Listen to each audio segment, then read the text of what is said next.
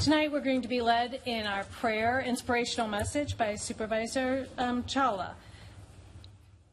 All right. Well, thank you, Madam Chair, and thank you, my fellow county board members, and thank you to my wife, Jody, and my smart and confident daughter, Marigold. I want to talk to you about my experiences as a first-generation American and the son of immigrants, the recent history of which has forever changed since November 9th, 2016. Like many of you, everything I held true and the beliefs and the values I had in my heart were jarred, leaving me shaken and in a haze after that presidential election. I remember feeling viscerally out of place, not only in my own city, but in my own skin.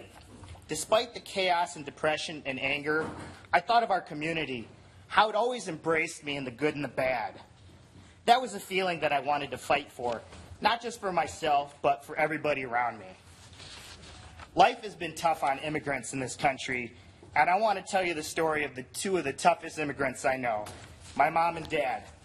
My mom, whose delicious pakoras you might have tasted tonight, came to America knowing little English, and she worked 60 to 70 hours a week, starting at the bottom of the ladder as a nurse aide, studying every night to become an LPN, and eventually a registered nurse. My mom and dad used to cook samosas and pakoras after long days of work and sell them around town. They took every penny they made and saved it for our futures. We heard that familiar refrain we always hear as immigrants and first-generation Americans. This is for your college education. This is for your success in America. Tonight I'm happy to taste my mom's cooking and know that she cooked it not out of necessity, but out of love. Mom and Dad, I missed you guys when we were younger, but I know you were always working for us. And I want to thank my sisters for raising me to be a man who embraces and advocates for equity and opportunity for all women and men. I want to thank my dad who could find a penny in the ground and turn it into a golden roof over our head. Dad, you're smart, you know how to hustle, and even though you were frustrated by life, everything life threw at you, you never gave up. Dad, we almost lost you in 2013 when you were on that hospital bed with all those machines and tubes, with what I thought were your last heavy breaths. I thought of all the sacrifices you two made for me and my sisters, and I questioned if I was worthy of all that you and Mom gave up.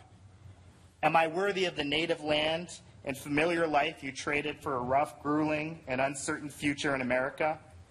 Mom, you told me how you were on that plane to America 8 months pregnant against your doctor's orders and risked everything because you wanted me to be born in America, to be president.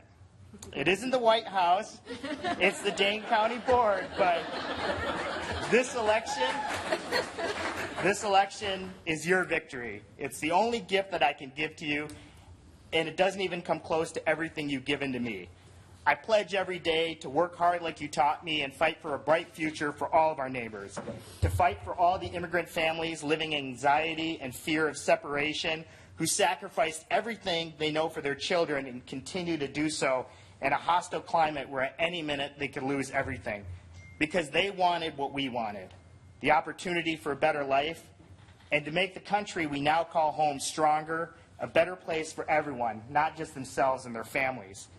This is the common vision I share with my esteemed colleagues on the board, and I've seen you guys work over the years to protect our vulnerable populations, invest in those who need it the most, and I look forward to continuing that work with you. America has been losing its grip on the American dream. Day by day, that grip is getting weaker, and it is our responsibility as a board to change that. Let's all stand together united in one voice and pledge allegiance to the country who, despite its imperfections, has helped my families and millions of other families like ours realize the strength and power of fulfilling the American dream. I pledge allegiance to the flag of the United States of America and to the republic for which it stands, one nation, under God, indivisible, with liberty and justice for all. Thank you, Supervisor Chawla, and thank you to your parents for sharing a taste of your heritage with us this evening.